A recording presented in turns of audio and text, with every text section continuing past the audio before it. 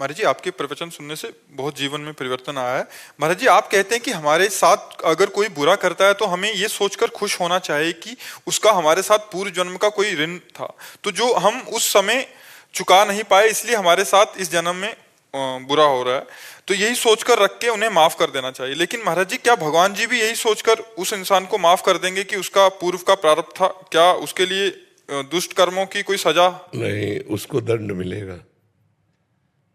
हम उसको चुपचाप सह भी सकते थे, लेकिन हमने थप्पड़ मारा, ये मेरी नवीन क्रिया बनी और आपका प्रारब्ध क्षय हुआ, अब मुझे उसका भोगना पड़ेगा। हमारे अंदर प्रेरणा हो रही, संयोग भी बना, आप गलत भी किए हैं, लेकिन क्या भारत सरकार ऐसा आदेश करती है क्या? आप सोचो, भगवान की तो बात छोड़ो, क्या भारतीय सरकार, हमारे कानून में ऐसा है क्या? रिपोर्ट करो, ऐसा है? रिपोर्ट करो, मतलब कानून अपने हाथ में नहीं ले सकते आप। तो आपके अंदर प्रेरणा हुई कि मैं इसको पीट दें, उसका प्रारब्ध प्रेरणा कर रहा है, लेकिन आपने नहीं पीटा तो उसका प्रारब्ध क्षय हो गया और आपका नवीन कर्म नहीं बना। अगर आपने पीट दिया तो उसका प्रारब्ध तो क्षय हुआ पीट के, लेकिन आपके लिए नवीन कर्म बन गया। प्रारब्ध से हमारे पास सामग्री आ सकती है, लेकिन भोगे ना भोगे ये हमारे विवेक के ऊपर है।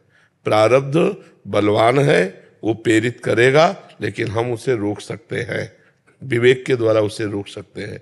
तो अगर हम क्षमा कर दिया तो उसका तो जो कर्म बना उसको तो दंड भोगना ही पड़ेगा।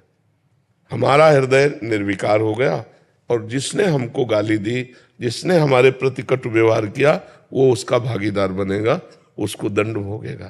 तो इसलिए हम ये भी ना चाहें कि उसे दंड मिले। संत जन तो भगवान से प्रार्थना करते हैं कि जो हमें गाली दें, जो हमें मारे, जो हमारा अपमान करे, उनको कभी दुख न पहुंचे नाथ, उनको कभी दुख न पहुंचे। इसीलिए तो संतों की महिमा है। तो चलना है निर्विकार होने के लिए अध्यात्म मार्ग में। तो जब हमें कोई अपमान करता है तो हमारा प्रारब्ध क्षय होता है, हम उज्जवल हो रहे हैं और वो मलिन हो रहा है। तो हमारा प्रारब्ध हमें भगवान की तरफ बढ़ाता ले जा रहा है, निर्मल करता हुआ। तो हमें चाहिए कि हम अपने प्रारब्ध को धुल जाने दें, बीच में अड़ंगा ना लगाएं। हमको गाली दी, राधा राधा, चुपचाप निकल गए, खत्म, हमारा प्रारब्ध क्षय हो गया। तो ये भाव जो शास्त्र में सिद्धांत है उसके अनुसार चलना चाहिए, जिससे हम बहुत जल्दी निर्मल और आनंदमय हो जाते हैं।